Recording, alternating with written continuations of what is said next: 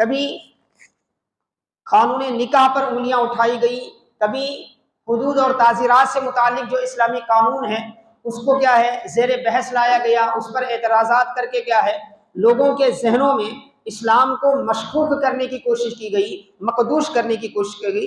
एक ज़माने से ये सिलसिला चलता रहा, लेकिन हर दौर में जैसा कि अल्लाह तबारक व तआला ने कुरान करीम में फरमाया, युरीदूना अन युत्फिउ नूरल्लाहि बिअफ़वाहिहिम वल्लाहु मुतिम्मु नूरिही वलौ करिहल काफ़िरून। वो अपनी फूकों से अल्लाह के नूर को बुझाना चाहते हैं और अल्लाह इस नूर को पूरा करना चाहता है।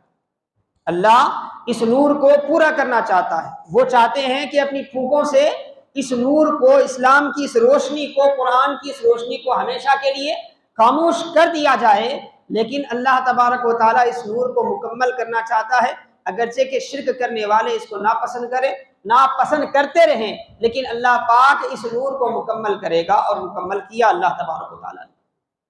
इसकी दावत को आम की अल्लाह ताला ने, इसके पैगाम को आम किया अल्लाह ताला ने।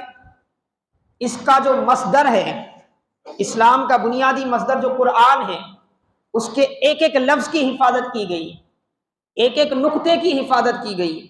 ऐसे तो दुनिया में बहुत से आसमानी सहीफे आए। कुरान खुद कहता है सुहफ़ी इब्राहीम व मूसा, इब्राहीम अलैहिस्सलाम के सहीफे भी थे, मूसा अलैहिस्सलाम के सहीफे भी थे। मशहूर आसमानी चार किताबें तो हम सब मानते हैं, तौरात है, इंजील है, ज़बूर है, लेकिन हाज़रीन मोहतरम अज़ान गिरामी, आसमानी कोई सहीफा इंसानी तहरीफात से महफूज नहीं रह सका। एक किताब ऐसी जो 1400 साल गुजरने के बावजूद भी, कल हजरत सिद्दीक़ अकबर कुरान को जैसे पढ़ते थे, आज अल्हम्दुलिल्लाह हम भी उसको ऐसे ही पढ़ रहे हैं।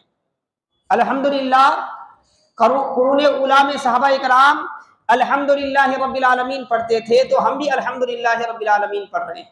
हालांकि हमारे और उस दौर के दरमियान 1400 साल का फासला है, जमाने बीत गए हैं और जमीन की दूरियां अलग हैं, मसाफात अलग है।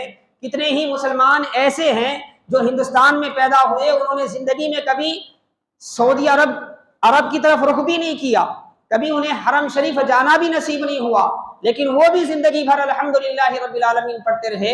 और जो अरब में पैदा होता वो भी अल्हम्दुलिल्लाह रब्बिल आलमीन पढ़ता रहा, जो सूडान में पैदा हुआ वो भी अल्हम्दुलिल्लाह रब्बिल आलमीन पढ़ता रहा, जो अफ्रीका में पैदा हुआ वो भी अल्हम्दुलिल्लाह रब्बिल आलमीन पढ़ता रहा। जो कई तो ऐसे लोग भी दुनिया में गुजरे जिनकी सारी जिंदगियां जजीरों में गुजर गई, लेकिन वो भी अल्हम्दुलिल्लाह रब्बिल आलमीन पढ़ते रहे। ये इस बात की हक्कानियत है कि इस आसमान के नीचे, जमीन के ऊपर अगर कोई किताब सही हालत में है, दुरुस्त है, महफूज है, तो अल्लाह की किताब कुरान करीम है। उसका एक एक लफ्ज महफूज है, क्योंकि अल्लाह ने इसकी हिफाजत की जिम्मेदारी किसी कौम को, किसी जमात को नहीं दी, खुद अल्लाह ताला ने इस कलाम की हिफाजत की जिम्मेदारी दी।